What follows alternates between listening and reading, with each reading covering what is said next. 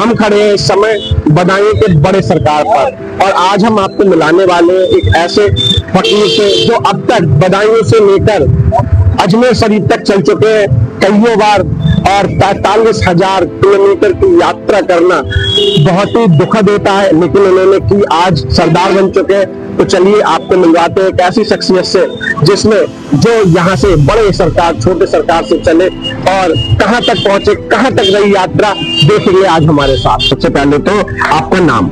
जी, मेरा नाम सलीम सुल्तानी गुलाम।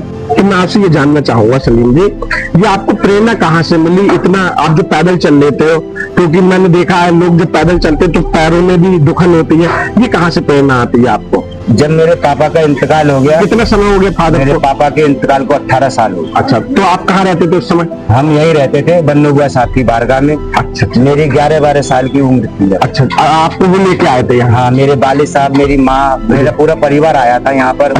मेरे बाप पर जादू कर दिया गया। अच्छा अच्छा, जादू में मेरे बाप मारे गए। अच्छा, जादू के बाद में फिर मुझ पर पेशियां होने लगी जी। उसके बाद में जब मेरे बाप खत्म होने के बाद में सब लोग अपने चले गए। अच्छा अच्छा, मेरी माँ वगैरह सब लोग यहाँ से चले गए, लेकिन मैं नहीं गया। अच्छा, आपको यहाँ प्रेम हो गया और यही बड़े सरकार और छोटे सरकार की इबादत करने लगे? जी, मुझे आपसे प्रेम हो गया बड़े छोटे सरकार से, और मेरे वालिद साहब का यहीं पर ही दफना है। अच्छा अच्छा, वैसे आप रहने वाले कहाँ के हो? वैसे मैं रहने वाला हूँ, अब मेरी नंसार तो मथुरा में, अब सब लोग मथुरा में रहते हैं, लेकिन आप यहीं के रहने वाले हो? मैं तो यहीं का रहने वाला हूँ, मेरा वहाँ से कोई ताल्लुकात है नहीं ना। अच्छा, जैसे आपने कहा, मैं देख भी रहा था, आधार कार्ड, पैन कार्ड, ये सब कहाँ के बने हुए हैं आप? ये सब मेरे बदायूं की सरजमी से बना हुआ है, यहीं से ही बड़े सरकार। तो मैं आप सबको बताना चाहता हूँ, बदायूं में बड़े सरकार पर ये यहीं पे इबादत करते हैं, और यहाँ से इनकी जो भी लोग इनसे कहते हैं, क्योंकि ये अपने लिए तो कुछ मांगते नहीं है, ये सारा कुछ इन्होंने दूसरों के लिए समर्पित कर दिया अपना जीवन। तो जब भी इन्हें कोई कहता है कि ये काम हमारा होना चाहिए, ये मन्नत हमारी पूरी होनी चाहिए, इसके लिए ये झंडा उठाते हैं। और आप कहाँ तक जाते हो? सबसे पहला पड़ाव क्या होता है? जैसे बड़े सरकार से चलेंगे, कहाँ तक जाएंगे आप?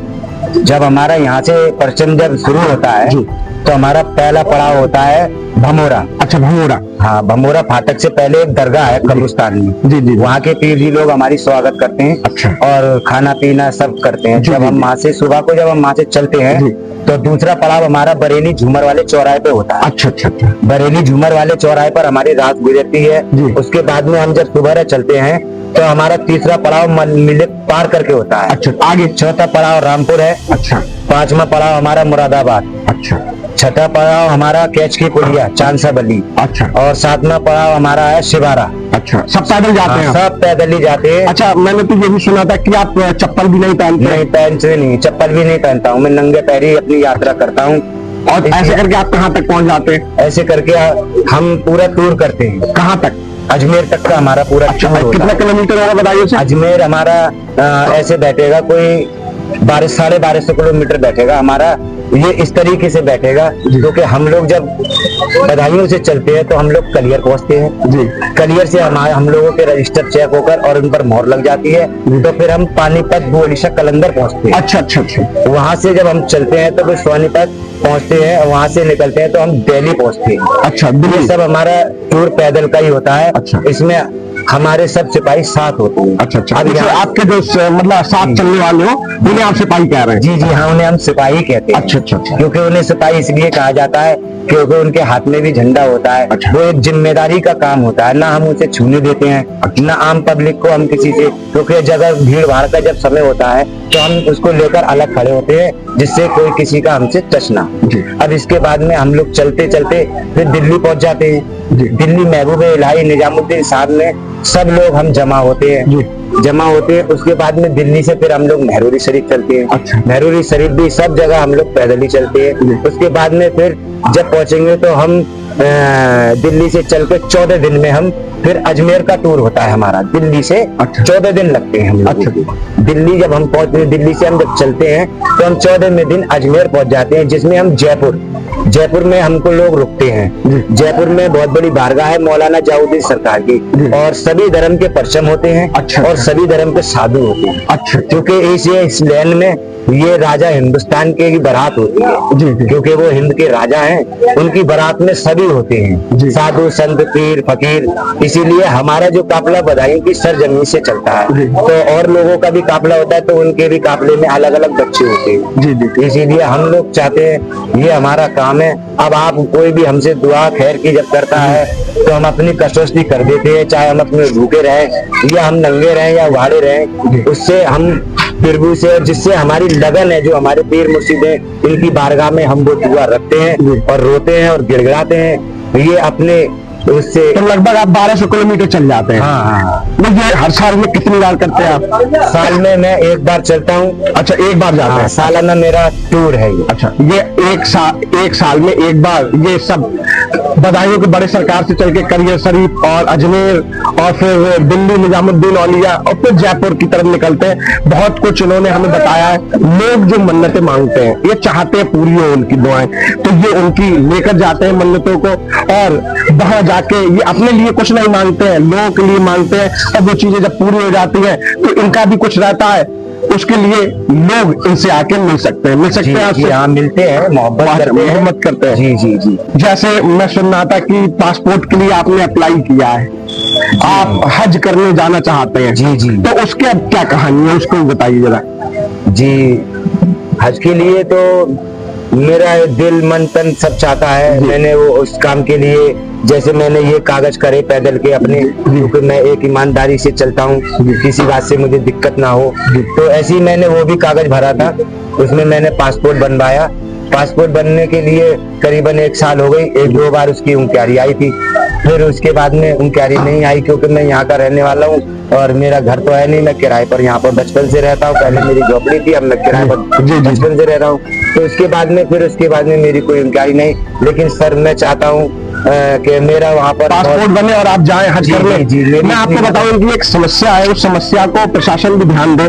इन्होंने पासपोर्ट के लिए अप्लाई किया, और पासपोर्ट अप्लाई हो जाने के बाद आप सब लोग जानते हैं पुलिस वेरिफिकेशन होता है, तो 1-2 बार तो आ चुका है पुलिस वेरिफिकेशन। लेकिन चूंकि इनका अपना स्थायी घर न होने के कारण इनके पासपोर्ट बनने में दिक्कत आ रही है। जबकि ये तो फकीर आदमी के पास क्या होता है? क्या जिसके पास घर नहीं है उसका पासपोर्ट नहीं बनेगा? क्या वो हज नहीं जा सकता है? ये कुछ सवाल है हमारे आपसे।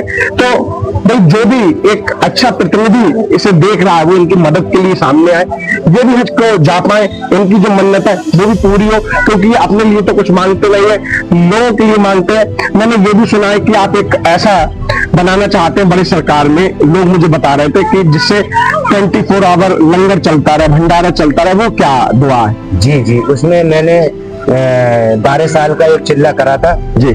सरकार साबिर पिया जी। सरकार साबिर पिया में जब मेरा 12 साल का वो चिल्ला पूरा हुआ, तो उसमें मुझे सरकार ने दिखाया, जमीन जगह भी दिखाई। तो उसमें मैं चाहता हूँ कि मैं अपनी मेहनत मजदूरी से जो मैं कर रहा हूँ, और वो मेरे लंगर की जिद है कि यहाँ पर आए, जो दूर दराज से लोग आते हैं सरकारों में हमारे में, और जब महफिल समा जब जुड़ती है, सरकार का जब उर्स होता है, तो उसमें ताकत से ज्यादा पब्लिक होती है। तो उसमें ये है कि लंगर आदमी जो बेचारे परेशान आते हैं, जो गरीब लोग हाँ, जिनके पास किराया भाड़ा जोड़कर आते हैं, तो उनके लिए ये सुविधा हो जाए सरकार की तरफ से, और उसमें खिदमतगार हम के आपका लंगर बने और लंगर लुटे, तो भूखे को खाना भी मिलेगा, इसमें प्यासे को पानी भी मिलेगा। तो मैं आपसे बात कर रहा था, तो आपने बताया कि आपको सरदार का भी टैग मिल चुका है। ये सरदार क्या होते हैं आपके समाज में, ये थोड़ा सा बताइए हमारे दर्शकों को, क्योंकि कम लोग जानते हैं। सरदारी का मकसद ये होता है, नहीं, कैसे बनते हैं, हाँ वही बता रहा हूँ मैं। जैसे कि हमने 12 साल का अपना ये पूरा करा, तो वहां से हमें सरकार की तरफ से पहले हम सिपाही बने। अच्छा। सिपाही बने हम, तो किसी के साथ चल रहे थे? जी, हमारे पीर के साथ चल रहे थे हम। महबूब बाबा के साथ हम चलते हैं। अच्छा। फिर उनके बाद में फिर हमें यहाँ से कागज एक मिला, क्योंकि हम जब यहाँ से काफिला बनाया बदायूं से, तो बदायूं से जब मैंने अकेले हमने काफिला बनाया, तो बड़े सरकार की हमारी पूरी सपोर्ट मिली। अच्छा। तो उसमें मैं अकेला था, अकेले चलते जी, अकेला चला। तो वहाँ से मुझे 2 जने मिले। अच्छा। हाँ, बाबा की तरफ से। अच्छा, कहाँ पर? हमारे बदायूं से चलने के लिए पैदल। अच्छा। तो जब हम लोग 3 हो गए, तो उसमें हमको थोड़ा सा बढ़ा दिया गया। अच्छा। उसमें लैन में। अच्छा। तो उसमें लैन में बढ़ा दिया गया। तो फिर हमारे जब 23वां साल जब मेरा हुआ, तो मुझे ये सरदारी का पिछली साल मुझे बताया गया था और इस साल मुझे सरदारी मिली। तो 24 साल में सरदारी मुझे मिली। अच्छा। और मेरे बाबा ने मेरा चिल्ला पूरा होने के बाद में मुझे ये जिम्मेदारी सौंपी, क्योंकि अब मेरे बाबा पर्दा फरमा गए, वो दुनिया में नहीं है इस टाइम। तो अब बदायूं की सरजमी से मैं एक मस्त मलंग हूँ अकेला। अच्छा। इस जिम्मेदारी को मैं लेकर चलता हूँ। जिन्हें मैं आप बता रहे थे कि बदायूं से नहीं मिल पाया है। हाँ। मुरादाबाद मंडल से मिला आपको। जी, बदायूं से इसलिए नहीं मिल पाया जी। क्योंकि बदायूं से मेरी कोई सपोर्ट नहीं हो पाई, इसीलिए मैं सालाना चलने वाला यहाँ का बड़े सरकार का और बड़े सरकार का ही मैं चाहता था कि मेरा काफिला बड़े सरकार से ही रिनो हो, लेकिन मुझे मुरादाबाद वालों ने उस काफिले सपोर्ट किया है। उन्होंने मेरी मेहनत को देखा तो उन्होंने मुझे सपोर्ट किया और मैं उस काफिले से सरदार बना। जी। तो मैं चाहूंगा हमारे दर्शकों से भी जो बदायूं के लोग हैं वो उनका सपोर्ट करें, ताकि बदायूं से भी उन्हें सरदारी की पदवी मिल पाए और यहाँ से ये बड़े सरकार और छोटे सरकार को भी रिप्रेजेंट कर पाए। जब आप पैदल चलते होंगे सलीम जी, बहुत सारी दिक्कतें आती हैं, हम लोग देखते हैं। जी, जी। तो मैं ये जानना चाहूंगा किस किस ने आपकी मदद की? जी, दिक्कतें आई मेरे को चलने में, रास्ते में। जी। तो हमारे बहुत अच्छे अजीज साहब हैं यहाँ पर जी। जिन्होंने हमारे सर पर हाथ रखा। कौन? और वो हैं डॉक्टर उस्मानी साहब, हमारे साहब हैं, हम नाम तो खैर नहीं लेते, लेकिन आज मुझे लेना पड़ा।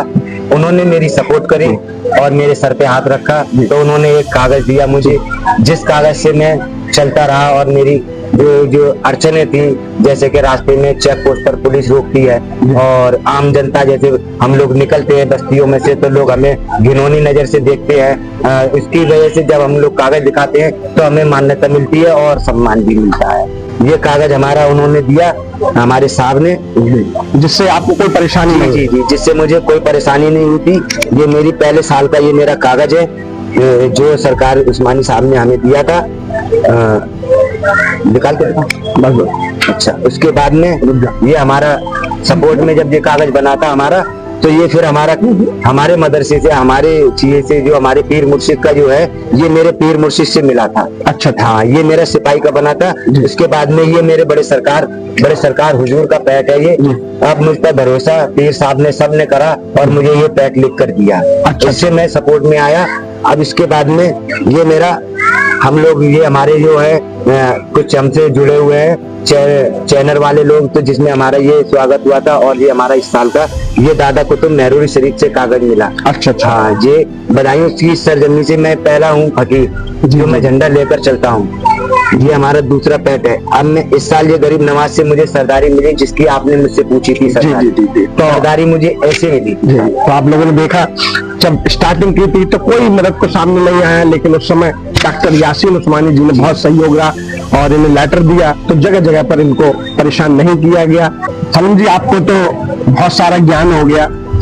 मैं अपने लिए और हमारे दर्शकों के लिए, जो बहुत कम लोग भी जानते हैं, बड़े सरकार और छोटे सरकार की क्या क्या मान्यताएं हैं और कहां कहां तक इनकी मान्यताएं रहती हैं, वो हमारे दर्शकों के लिए बताइए, क्योंकि मुस्लिम समाज के लोग तो जानते हैं, जो और समाज के लोग हैं वो इस चीज को कैसे समझ सकते हैं? मान्यता का मतलब ये है कि जैसे कि हमारे सरकार बड़े आका हुजूर है। जी जी। तो यहाँ पर आप बड़े सरकार के जो पीर हैं मेरे हुजूर के, तो आपके पीर हैं दिल्ली में। अच्छा। हम लोग जो झंडा लेकर चलते हैं, आपके पीर का मुकाम पड़ता है। आप महबूबे इलाही जो है हमारे, वो आपका वतन बदायूं ही है। अच्छा। और बड़ी हस्ती है क्योंकि वो राजा हैं। आप उनके यहाँ पर हम इसलिए जाते हैं क्योंकि आपका घर यहाँ पर पड़ता है और आपकी सरजमी से झंडा आपका दिल्ली इसलिए लेकर जाते हैं क्योंकि हम लोग उन पर पेश करते हैं। अच्छा। उनके यहाँ पर फूल पत्ती और चादर पोशी करते हैं। अच्छा। तो हम लोग जैसे ही पहुँचते हैं तो महबूबे इलाही निजामुद्दीन साहब जो आपकी सरजमी बदायूं शरीफ है जी, हम वहाँ पर लेकर झंडा पहुँचते हैं और आप पर चादर पेशी करते हैं महबूबे इलाही दरगाह में, और आपकी मानता करते हैं क्योंकि ये वतन आपका है। और मेरी आत्मा इसलिए खुश होती है कि आपके वतन का वहाँ पर परचम जाता है और आपके वतन की वहाँ पर जो है चादर जाती है। और बड़े सरकार का सिलसिला आपसे इसलिए है क्योंकि आपका जो मामला है अजीज है, आप इंडिया के जज हैं। अच्छा। बड़े सरकार या भूत पलित आशिक जैसी भी कोई भी चीज की बात पड़ती है, आका आपको बिल्कुल सफा करते हैं। अच्छा। और वैसी भी दुआएं आप मांगते हैं। ऐसी महबूबे इलाही निजामुद्दीन साहब, जब आपका जब मामला आया तो आपको दिल्ली को भेजा गया। अच्छा। जी जी जी, आप बहुत बड़ी हस्ती हैं, आपको यहाँ से दिल्ली भेजा गया। अच्छा। तो जब आप दिल्ली में रोशन हुए तो इसीलिए आप दिल्ली में ही रहे। हम लोग आशिक लोग हैं, आपकी मत्ती से भी प्यार करते हैं तो प्यार हम आपसे भी करते हैं। महबूब इलाही में आपका घर और अमीर खुसरो साहब और जो महबूब इलाही से ज्यादा प्यार करते थे, इनकी बारगाह में हम जाते हैं तो आपसे बहुत जुड़ी हुई श्रद्धा है बड़े सरकार से, क्योंकि आप ही की सब ये जो है खानदान का मामला है। अच्छा, ये सागर ताल वाले से कैसे जोड़ते हैं जरा ये बताइए। सागर ताल वाले जो है हमारे निजामुद्दीन साहब दिल्ली वालों के वालिद साहब भी हैं वहाँ पर। अच्छा। और मामा जान का भी है। हाँ, क्योंकि आपका घर है वहाँ, परिवार है आपका। हाँ, इसीलिए आप भी रूहानी हैं और आपका भी मामला है। आपके वालिद साहब का तो ऐसा था, जो आपने मस्जिद देखी है सागर ताल में, वो आपके वालिद साहब से ही हुई थी, रोशन। जब आका का मामला जब रोशन जमीर में था तो आपकी निंदा आई थी आप मस्जिद को तामील करें, तो महबूब इलाही साहब के वालिद साहब के हाथ से वो मस्जिद तामील हुई थी, जिसमें वो तामील करते में आपका पर्दा हुआ। जी जी, महबूब इलाही साहब के वालिद जहाँ साहब का पर्दा हुआ। जी बिल्कुल, मैंने आपको बताने का प्रयास किया है बड़े सरकार छोटे सरकार सागर ताल से कैसे लोग जुड़े हुए हैं और विश्व भर के लोग यहाँ आते हैं और श्रद्धा का केंद्र बना हुआ है, आस्था का केंद्र बना हुआ है। यहाँ लोग आते हैं और उनकी जो चीजें होती है वो पूरी होती है, ऐसी मान्यता है। जी, जाते हुए आपसे मैं जानना चाहूंगा, अंतिम सवाल रहेगा मेरा कि आप क्या चाहते हैं, क्या होना चाहिए, आपका क्या संदेश रहने वाला है। मैं सिर्फ इतना कहना चाहूंगा कि सरकार का झंडा यहाँ से ही निकले। अच्छा, रवानगी से, खुशी खाल में, जैसे हम लोग हर साल चलते हैं, हमारी सपोर्ट हो। और अहम बात मेरी ये है कि मेरी तमन्ना है पैदल हज यात्रा की। मैं 24 साल से पैदल चला हूँ। मेरी आस और मेरी तमन्ना यही है कि मैं एक बार मदीने जाऊं सरकार के यहाँ पर, और मैं अपने सरकार में एक बार ये भी देख सकूं। बस ये मेरी आस और तमन्ना है। तो इनकी तमन्ना पूरी हो, ऐसी हम भी दुआ करेंगे। मिलेंगे किसी और खबर में, जब तक के लिए जय हिंद, जय भारत दोस्तों।